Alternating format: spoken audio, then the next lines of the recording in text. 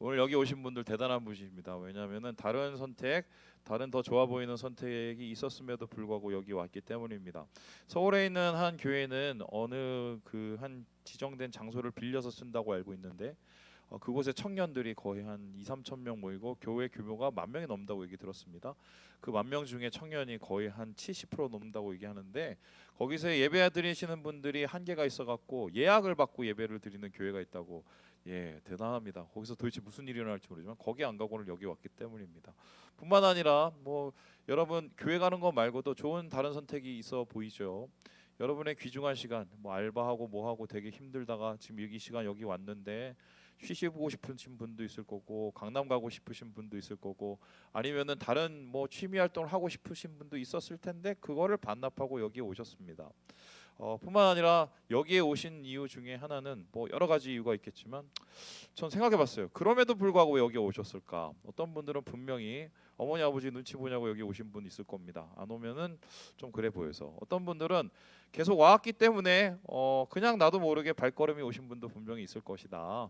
어떤 분들은 나는 이런 스타일 조그만 스타일 좋아해 이런 분도 계실 거고 아니면 어떤 분들은 이런 좀 우리가 교제하고 어떤 관계 때문에 오신 분들이 있을 거예요. 그런데 뭐 이것저것 얘기 다 자체하고 왜 우리가 교회로 옵니까? 교회는 이유가 뭡니까? 교회 와서 얼굴 보고 뭐 이렇게 해서 가면 여러분 힘이 나고 행복합니까? 뭐 사실은 뭐 그런 우리 교제를 통해서 얻어지는 것도 있지만 사실 교회는 예배 드리고 예배 속에서 은혜 받으려고 오는 겁니다. 은혜 받기 위해서 여기 왔고 또 은혜 받아서 우리가 또 같이 활동하고 교제를 하는 게 바로 교회의 목적이고 우리가 신앙생활하는 목적이 아닐까. 오늘 여러분과 함께 그 은혜 얘기를 해보려고 하는데요. 은혜가 도대체 뭐고 은혜를 또 어떻게 받고 은혜를 받기 위해서 또 우리가 어떤 것을 해야 되느냐 이 얘기를 여러분과 함께 조금 심도 있게 찾아줘 보려고 합니다. 자, 그러면 성경에서 말하는 이 은혜라는 것은 어떤 뜻일까요? 다음에서 보듯이요. 카리스라는 단어입니다. 이 단어를 보신 분이 있을지 모르겠지만 옛날에 이게 시계의 상표도 됐고요. 옛날에 또 이런 물도 있었어요. 근데 이 카리스, 은혜, 호의, 친절, 감사, 아름다움이지만 이 어원이 뭐냐면 카라입니다. 여러분 여기서 좀 되신 분들은 카라라는 그룹을 기억하십니까? 2세대 아이돌 그룹 모른 척 하지 마시고 아시죠? 예, 이쁘게 예, 차려입고 나서 예, 엉덩이를 실룩거리면서 침을 드시던 그분들 카라. 그런데 그 카라라는 그 단어가 이 카리스의 어원인데요. 이게 뭐냐면 기쁨, 즐거움입니다. 그래서 그 당시에 헬라인들이나 로마 사람들에게 이 카리스 은혜라는 단어 어떤 의미냐면 굉장히 조금 표면적인 즐거움, 기쁨. 어떤 사람 봤을 때 굉장히 아름답고 좋은데 뭐 고저스죠. 그 정도를 이제 카리스라고 생각을 했습니다. 그리고는 이 카리스 했을 때 이 로마 사람들이 제일 먼저 떠오르는 이미지가 하나 있었는데요. 바로 이겁니다. 산미신이라는 거예요. 이 사람들의 이름이 뭐냐면 카리테스입니다. 카리스의 복성이 카리테스입니다. 왜 카리스냐? 세 개의 카리스를 가지고 있다고 그래서 카리스입니다. 사실은 지금 제가 엄선해서 가져온 이 사진인데 그림인데 다른 카리테스를 찾아보면 대부분 다 벗고 있습니다. 아름다운 육체를 그냥 드러내고 있는데 그러면 왜 사람들은 카리스에서 이런 사람들을 먼저 떠올렸을까? 이 신을 떠올렸을까? 이 세 자매가 첫째는 유쾌함을 뜻하고 둘째는 아름다움을 뜻하고 셋째는 풍요를 뜻합니다. 그럼 그 당시에 사람들 나를 은혜롭게 하고 나를 기쁘게 만들고 나를 뭔가 업그레이드 시키는 건 뭐냐? 한마디로 유쾌하게 만들고 내가 아름다워지고 내가 더 풍요로워지고 이러한 우리 겉표면적인 말초신경적인 뭔가 그 호의를 그 사람들은 그 당시에 카리스 은혜라고 생각을 했던 것 같습니다. 그래서 이 사람들의 이 신들의 주 무대가 뭐냐면 축제 파티였어요. 파티에 가서 이 신이 뭐 했냐? 거기서 음주 가무를 하면서 사람들을 즐겁게 해주는 역할을 한 게 이 산미신 카리테스고요. 그런 카리스의 생각들이 로마 사람들의 대부분의 생각이었다. 그런데 성경에서 말하는 카리스는 그냥 어휘만 그 단어만 뽑아왔을 뿐이지 전혀 다른 개념의 카리스, 다른 개념의 기쁨을 얘기하고 있는데요. 다음 그림을 보시면 여러분 좀 의아해하실 것입니다. 오늘 본문에서 나오는 이 바울이 자기가 카리스를 얻게 된 이 장면을 바로 이 장면이라고 이야기를 합니다. 산미신이 카리스를 준 게 아니라 하나님이 나에게 카리스를 줬다 그러는데, 아까 보는 것처럼 하나님의 모습이 뭐 아름답고 뭐 유쾌하고 발랄하고 나에게 풍요를 주는 그런 그림이 아니에요. 보세요. 지금 바울을 보면 엎어져 있죠. 그리고 바울의 눈은 지금 감겨져 있습니다. 뒤에 사람들 다 놀라고 있고, 이렇게 예수님을 봤는지 안 봤는지 모르겠지만 이 장면은 한마디로 굉장히 두렵고 떨리는 장면입니다. 그리고 우리에게 있어서는 굉장히 뭐랄까요? 불편한 장면입니다. 그렇다면 이 불편함이 이게 카리스야? 그 당시 헬라 사람들이 생각하는 것과는 좀 전혀 다르죠. 바울이 자기가 이것을 카리스라고 얘기한 이유를 오늘 10절에서 이렇게 얘기하고 있는데요. 우리 같이 한번 10절 말씀을 읽어보겠습니다. 시작. 그러나 내가 나 된 것은 하나님의 은혜로 된 것이니 내게 주신 그의 은혜가 헛되지 아니하여 내가 모든 사도보다 더 많이 수고하였으나 내가 한 것이 아니요 오직 나와 함께 하신 하나님의 은혜로라. 나는 왜 그게 카리스라고 생각하냐? 그날부터 나는 새로워졌기 때문이래요. 그래서 내가 지금의 내가 된, 한마디로 내가 지금 변하게 된 그것이 바로 하나님이 나에게 부여해준 카리스고, 난 그것 때문에 기쁘다고 얘기를 합니다. 그렇다면은 현세적인 카리스, 세상이 말하는 카리스하고 성경이 말하는 카리스는 엄연한 차이가 있습니다. 다음 보여주세요. 이 두 가지 그림을 보죠. 성경이 말하는 카리스는 뭔가 좀 본질적이고 내면적으로 보입니다. 세상적이 말하는 카리스는 뭔가 감정적이고 순간적이고 표면적으로 느껴집니다.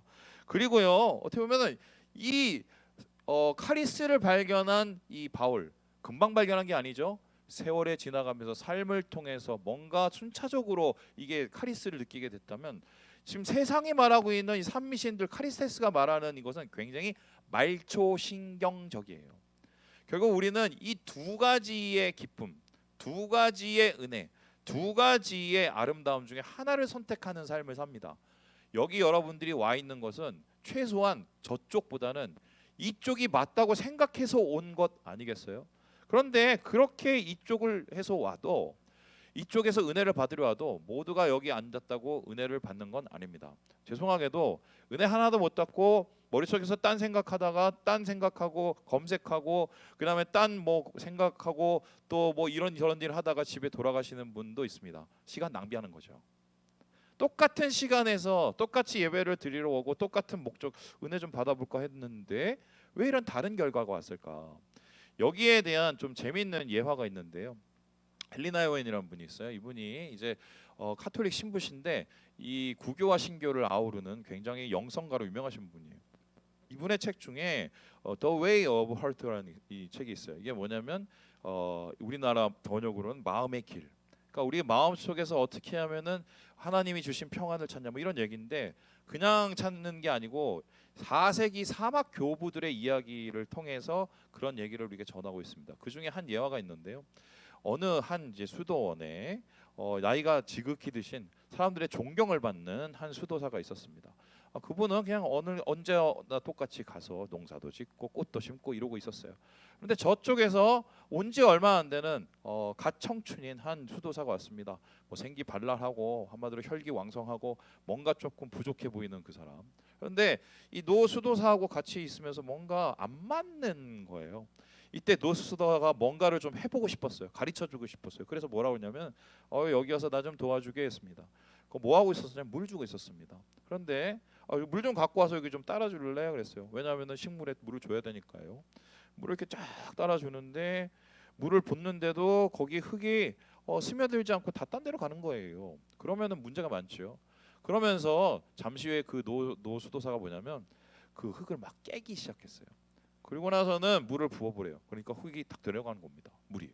그러면서 이 수도사가 이런 얘기를 해요. 보여주실까요? 여기다가 말이야, 씨를 뿌리면 틀림없이 꽃이 피고 열매를 맺을 것 아니겠어? 우리 역시 마찬가지야. 깨져야 하나님은 거기에 물을 주시고 바로 그때 씨가 떨어져야 꽃이 피고 열매를 맺을 것이네. 우리 수도사들은 이것을 깨어짐의 영성이라고 하네. 우리가 하나님 안에서 진짜 카리스를 얻기 위해서, 하나님 안에서 진짜 카리스를 얻기 위해서 무엇을 해야 되느냐? 똑같은 시간에 앉아 있으면서 어떤 사람은 카리스를 얻는데 어떤 사람은 그냥 가는 이유가 뭐냐? 마음의 문제라는 거예요. 우리의 진정한 은혜는 마음을 통해서 얻어지기 때문인데, 이 마음을 통해서 하나님께서 부어주시는 은혜가 우리의 마음의 땅에 잘 스며들어야 그것을 통해서 하나님의 사랑도 느끼고 기쁨도 느끼고 평안도 누리게 된다. 여러분, 그래서 예수님께서 그런 얘기했어요. 명절에 사람들이 막 그 물 붓는 의식이 있었어요. 물을 이렇게 딱 따르면서 뭐라고 하냐면, 야, 이 물 말고 내가 주고 싶은 진짜 물이 뭐냐? 생수래요. 근데 뭐 어떤 생수냐?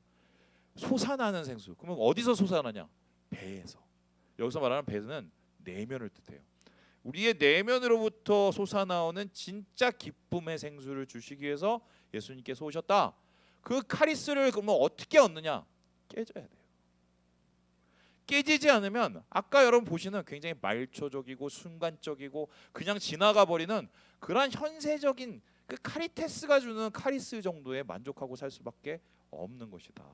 자, 그래서 오늘 여러분과 함께 이 얘기를 하고 싶은 거예요. 그러면 깨지면 은혜 받는다고 그러는데 어떻게 하면 깨지지? 뭘 해야 도대체 깨지는 거야? 그리고 깨진다는 건 도대체 뭐야? 이 얘기를 얘기해 볼 텐데요. 바울의 삶을 보면 그 깨지는 것을 세 가지 고백을 통해서 우리가 정리를 할 수 있어요. 우리 첫 번째 같이 한번 읽어보도록 하겠습니다. 시작. 주님, 제가 틀렸습니다. 자, 다시 따라해 보겠습니다. 주님, 제가 틀렸습니다. 주님, 제가 틀렸습니다. 이거를 고백해야 우리 안에 깨어진 심령이 되고 그 심령을 통해서 주님의 은혜를 볼 수가 있게 된다는 것입니다. 우리 함께 디모데전서 1장 13절의 말씀을 같이 한번 읽어보겠습니다. 시작. 내가 전에는 비방자요 박해자요 폭행자였으나 도리어 긍휼을 입은 것은 내가 믿지 아니할 때에 알지 못하고 행하였음이라. 지금 바울은 자기 자신의 지난 생을 뭐라고 하냐면 나는 예수 그리스도의 비방자요 박해자요 폭행자, 실제적으로 교회 다니는 사람 죽이고 예수를 핍박하는 자였습니다. 다메섹 도상에서 예수님 만났었을 때 예수님께서 제일 먼저 하신 얘기가 뭐냐면, 야, 너 왜 나한테 이러는 거야? 왜 나를 핍박해? 그렇게 얘기했어요. 잘못 산 거예요. 그런데 그때까지 사울은 자기가 잘못 산지 전혀 몰랐습니다. 자기가 배운 생각, 자기가 배운 교육, 자기가 배운 여러 가지 가치관 속에서 옳다고 하는 일을 했어요. 옳다고 하는 일을 했는데 주님이 보시기엔 틀린 겁니다. 왜 그럴까요? 자기 의의가 깨지지 않아서 그렇습니다. 다시 말하면 똥꼬집이에요. 고집이 센 사람들은, 똥꼬집이 있는 사람은 은혜 받기가 굉장히 어려워요. 제가 이거 경험해봐서 알아요. 뭐니 다른 사람 다 은혜 받아도 고집 센 인간은 항상 혼자야. 왜요? 그게 어쩔 수 없는 게 자기가 제일 맞는 거예요. 자기 의가 뭡니까? 옳다는 거죠. 자기 의가 발전을 하면 어떻게 악화되면 자기 독선이 됩니다. 나만 올라요. 그리고 그게 다른 사람의 의와 부딪혀요. 그러면 싸움이 됩니다. 그 싸움에서 결국 자기가 물러서지 않아요. 그럼 어떻게 해요? 자기가 주인된 하나님에 대항하는 삶을 살게 되거든요. 그래서 우리는 항상 하나님 앞에 설 때 어떻게 하냐? 하나님, 일단 내가 틀렸다고 생각하고 시작해야 돼요. 아무리 맞았어도 틀린 거예요. 그래야 하나님께서 우리를 가르칠 수가 있어요. 이거저거 따지고 하고 그것도 되게 중요하지만 중요한 것은 내가 하나님 앞에 나의 옳음이 아무것도 아니라는 것을 인정을 해야 주님의 가르치심과 은혜가 임할 수 있는 것입니다. 이에 대한 대표적인 사람이 있습니다. 보여주시죠. 바로 이 사람인데요. 모세입니다. 여러분, 모세 아시다시피 이 사람은 이스라엘의 200만의 생명을 구원한 사람입니다. 그런데 이 사람의 처음은 어땠습니까? 한마디로 쿠데타 일으키려는 반역자 정도 수준이었어요. 그 당시에 자기가 갖고 있는 자질과 자기가 갖고 있는 능력을 가지고 자기 생각에는 자기 동족을 구원할 수 있다고 생각을 했습니다. 그게 옳다고 생각했습니다. 웬걸요? 사람 죽이고 사람들의 각광을 받을 줄 알았는데 사람들의 비난을 받기 시작하고 사람들의 쫓김을 받아서 결국 40년 동안 광야에서 이러고 살았어요. 그럼 이러고 살았을 때 모세가 최종적으로 느낀 감정은 뭔지 아십니까? 아, 내가 틀렸구나. 이거 인정한 거예요. 틀리면 그 다음에 맞으시는 맞는 하나님을 붙잡으면 되거든요. 그거를 40년 동안 해서 40년 동안 싸워진 게 40년 동안 무너진 거예요. 그래서 저는 여러분께 얘기합니다. 은혜 받으려면 고집을 빨리 내려놓으세요. 이거 내가 그냥 하는 소리 아니에요. 내가 해봐서 알아. 너무 힘들어. 고집을 내놓고 하나님의 음성이 그래야 들려요. 안 들려. 하나님께서 원하시는 첫 번째 깨어짐은 내 의의 깨어짐. 그래서 뭐라고 얘기하냐? 내가 틀렸다고 먼저 하나님 옆에 고백을 하는 거예요. 두 번째, 그렇다면은 바울이 얻게 된 깨어짐의 두 번째 고백은 무엇입니까? 우리 같이 한번 읽어보겠습니다. 시작. 주님, 제가 제가 모자랍니다. 모자랍니다. 지금 따라하겠습니다. 제가 모자랍니다. 제가 모자랍니다. 자, 이 앞뒤로 한번 얘기를 해보겠습니다. 앞뒤로. 자, 우리 승재 뒤에 제가 모자랍니다. 뭐 하세요? 같이 한번 해봅시다. 시작. 제가 모자랍니다. 네. 아니 목사님 저는 안 모자라는데요. 안 모자라는데요. 제가 지난주에 아직 다 못 봤는데 보고 있는 그 예능이 하나 있습니다. 흑백 요리사 보셨습니까? 뭐 대단하더만요. 막 그 요리에 대한 집념 그리고 저 골 때리는 인간들도 꽤 많고 또라이들도 있고 그죠. 그리고 근데 저는 그거 보면서 재미는 있는데 좀 뭐랄까 좀 슬펐어요. 요리하는 것까지 이렇게 경쟁을 해야 되나? 우리나라는 모든 경쟁이야. 이제 앞으로 제가 볼 때는 이제 뭐 목사 설교도 경쟁하는 날이 오지 않을까 싶어요. 무슨 교회 목사님 무슨 교회 배틀에 이거 말이 돼요, 솔직히. 근데 저는 한 가지 본 거는 열정을 봤습니다. 열정을. 세상은 어떠냐면은 강해지라고 얘기해요. 그리고 약점이 있으면 그거를 어떻게든지 보완하거나 어떻게든지 그거를 어떻게면 가리라고 얘기를 합니다. 그러면 바울도 사실 그럴 수가 있었어요. 근데 그렇게 막 얘기한 것 지금 바울은 너무 완벽해. 왜냐하면 그 전에 바울은 모든 걸 가진 사람이었어요. 돈도 많았죠. 서울대 나왔죠. 거기다가 미국 시민권이 있지요. 그리고 거기 가지고 있는 모든 것들이 그 사람에게 다 많았어요. 그런데 예수 만나고 나서 바울이 느낀 게 뭔지 압니까? 우리 같이 한번 읽어볼까요? 우리 빌립보서 말씀, 우리 고린도전서 말씀 읽어보겠습니다. 시작. 나는 사도 중에 가장 작은 자라. 나는 하나님의 교회를 박해하였으므로 사도라 칭함받기를 감당하지 못할 자니라. 이 바울을 계속 따라다니는 이 힘든 일이 있었어요. 뭐냐면 야 네가 무슨 뭔데 사도야. 사도라는 것은 예수님 따라다니거나 예수님이 인정해줘야 되는데 너 예수님 그 살아생전에 막 사역할 때 저쪽에 있었는데 네가 무슨 사도야 이랬어요. 실제적으로 예수님을 부활하신 예수님을 사울이 만나서 바울이 됐지만 여러분 그거 본 사람 아무도 없어요. 그러니까 계속 끝까지 네가 무슨 사도야 사도야. 그래서 이 바울의 별명이 뭐냐? 자칭 사도. 스스로를 가리켜서 사도. 이게 바울에게 굉장히 큰 컴플렉스였습니다. 그런데 바울은 그 컴플렉스를 받아들였어요. 깨어짐으로 받아들였어요. 왠지 아십니까? 그게 자기에게 이익이 된다고 유익이 된 걸 믿었기 때문에. 왜냐하면 하나님이 일부러 그렇게 하셨다는 거예요. 작은 자로 만드시려고. 작은 자로 만드시면 어떻게 해요? 크신 하나님께서 그를 붙잡으시기 때문입니다. 여러분 그렇습니다. 여러분 꼭 흑백 해갖고 뭐 꼭대기 올라가죠. 세상에 그렇게 따지면은 그 나머지 100명 중에 99명은 뭐고 나머지 20명은 또 뭐고. 세상을 그렇게 살면은 불행해져요. 불행해져요. 성경은 절대로 탑 원이 되라고 얘기를 하지 않아요.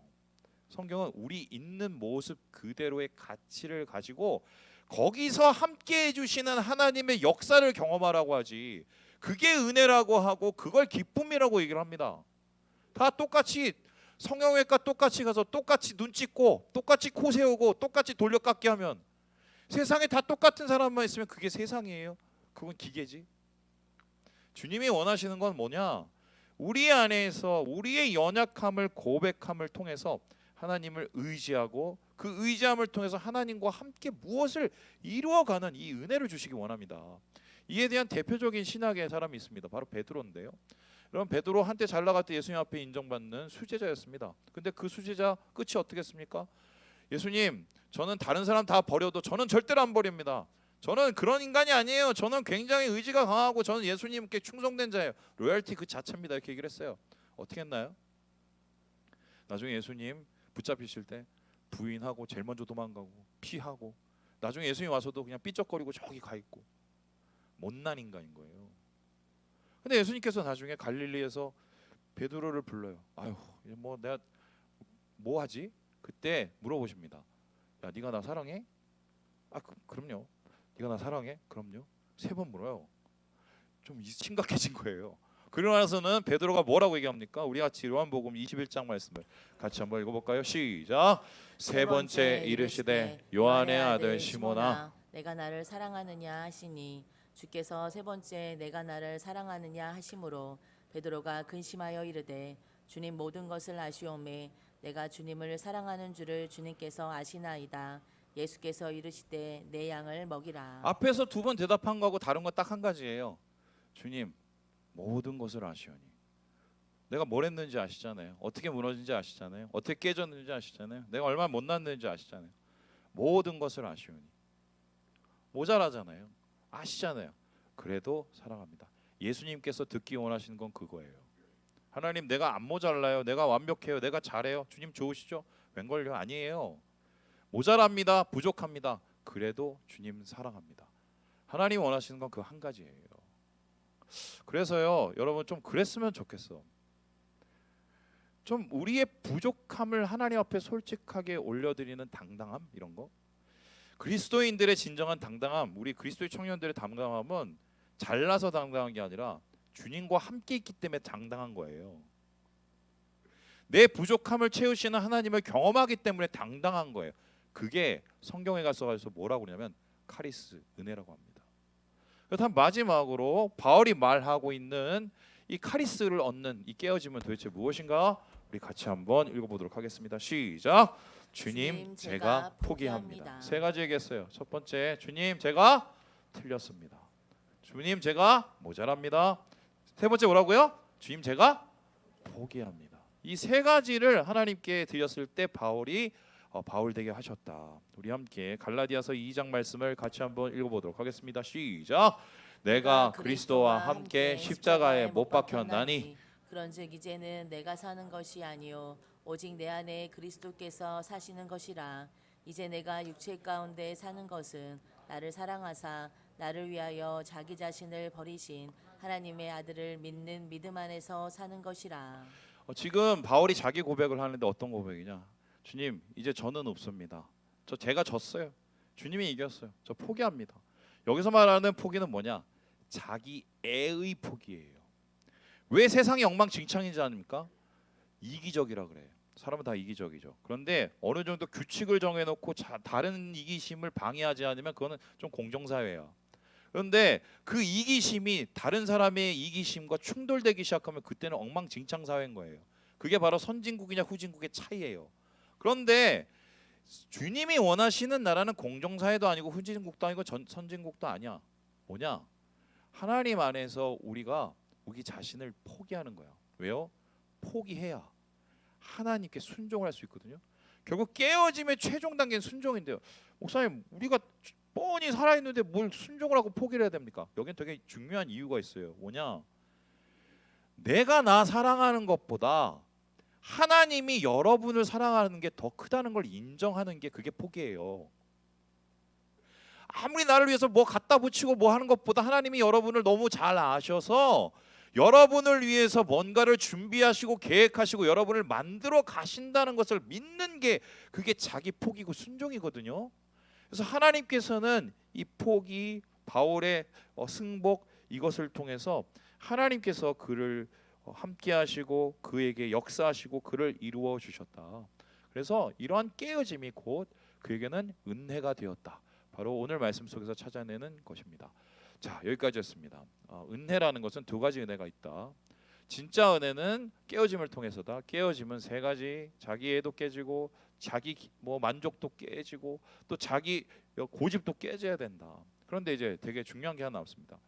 목사님 알겠는데 어떻게 그러면 진짜 깨트려지나요? 내가 오늘 진짜 당장 가서 그 깨어져서 은혜를 받고 싶은데 어떻게 하면 깨어지나요? 이 얘기를 아마 여러분하고 좀 더 해보고 싶었는데요. 이 그림을 보면서 좀 해보고 싶었습니다. 보여주시죠. 여러분 아시는 이제 요셉 이야기입니다. 요셉은 꿈의 사람이었습니다. 이 꿈이 어떤 꿈이냐면 정말 뭐 같은 꿈이었어요. 왜냐하면 이 꿈을 얘기할 때마다 이 가족들이 다 불쾌했기 때문이에요. 발광 버튼이 눌러진 거죠. 왜냐? 아니 어느 날 본데 막 별들이 있는데 자기한테 와서 막 인사를 해. 볕단이 나서 자기한테 막 구부리고 절을 해. 자기가 최고라는 거거든요. 나는 흑백수주의 1, 2, 탑 1이라는 거. 나 그게 됐어. 와, 그러니까 사람들이 막 기뻐해주고 좋아주는 게 아니에요. 네가 무슨 질시하고 질투하고 죽이려고 하고 나중에 팔아넘기고. 이게 요셉의 일생이에요. 그런데 요셉이 그 꿈이 실현이 됐습니다. 실제적으로 나중에 자기 가족들이 와서 다 무릎을 꿇어요. 그리고 사람들이 자기 앞에 다 무릎을 꿇어요. 왜냐하면 애굽의 총리가 됐거든요. 바로 왕 다음이야. 얼마나 높아졌어요. 근데 어떻게 이 꿈이 이루어졌는지 아세요? 자기 꿈이 깨지고 나서 이루어졌어요. 원치도 않게 팔려갔어. 원치도 않게 감옥을 살아. 원치도 않게 노예 생활을 해. 내일을 알 수가 없어. 나중엔 어떻게 할 수가 없어서 그냥 받아들였어요. 받아들였어. 왜냐면 해도 안 되니까. 열심히 해도 안 되고 양심적으로 해도 안 돼요. 받아들였어요. 막 성질이라고 화가 나는데 그냥 받아들인 거예요. 할 수밖에 그밖에 없으니까. 그때 꿈이 이루어졌어요. 그러면 깨어짐이라는 건 뭐냐? 어떻게 깨질 수 있느냐? 여러분이 어쩔 수 없이 하나님께서 만드시고 하나님께서 뭔가를 하실 때 그냥 받아야 돼요. 그걸. 힘들어. 엄청 힘들어. 받아야 돼. 그걸 받고 기다려야 돼. 그게 깨짐이야. 그걸 통해서 하나님께서 여러분의 마음을 변화시키시고 그 받아들임을 통해서 하나님께서 뭔가를 하신다니까요. 제 얘기 하나 하고 마칠까요? 뭐 가끔씩 얘기해드리는 건데 제가 미국에 있었을 때 저를 진짜 괴롭히고 엄청 뭐 힘들게 했던 그 안수 집사님 부부가 있었습니다. 저는 뭐 교회 얘기밖에 안 해요. 교회에서 살았으니까 어쩌겠어요. 이분이 어느 정도냐면 사람들 앞에서는 굉장히 막 친절하고 사람들 앞에서는 굉장히 막 나이스하게 보이는데 제 앞에만 오면 이중적이 돼갖고 다른 얼굴로 옆에 막 왔어요. 그리고는 저희 아내하고 저를 이용하려고 하다가 그게 안 되니까 나중에는 정말 대놓고 저를 깠어요. 그리고 다른 사람들한테 다 이간질 시켜서 그래서 오죽했으면 저희 아내하고 저하고 한국에 다시 와야 되겠다 싶고 아는 사람도 없으니까 그랬었어요. 그때 기도를 했는데 하나님 가지 말래. 그래서 어떻게 했느냐? 너무 화가 나. 너무 화가 나. 막 그 인간 얼굴만 보면 화가 나고 더 화가 나는 게 뭔지 아십니까? 그 인간한테 속는 다른 사람이 너무 화가 나. 그리고 지금 이런 상황이 너무 화가 나. 있으래요. 있었어요. 어떻게 있었는지 아세요? 속으로 욕하고 겉으로 욕하고 수예배 끝나고 나서 기도하면서 욕하고 계속 그냥 있었어요. 있었어요. 내 성품이 나아졌을까? 난 몰랐지. 몰랐어요. 성품이 나아진지 몰라. 그냥 버텼어. 하나님 그냥 있으라고 해서 있었어. 어떻게 된지 아세요? 교회에 나중에 교회 앞에 있는 유대 회당이 있었는데 시나고가 있었는데 거기에 화재가 터졌어요. 그 화재가 터지면서 교회까지 빌딩 인스펙션이 들어와서 조사가 들어왔어요. 나중에 교회가 문을 닫을 수밖에 없는 상황이 됐어요. 근데 하필이면 그 안수 집사님이 그 교회에서 널서리를 하고 있었어요. 널서리가 문이 닫혔어요. 자기 이익이 깨지죠. 그러고 나서 본색이 드러났어요. 교회를 뒤집고 나갔어요.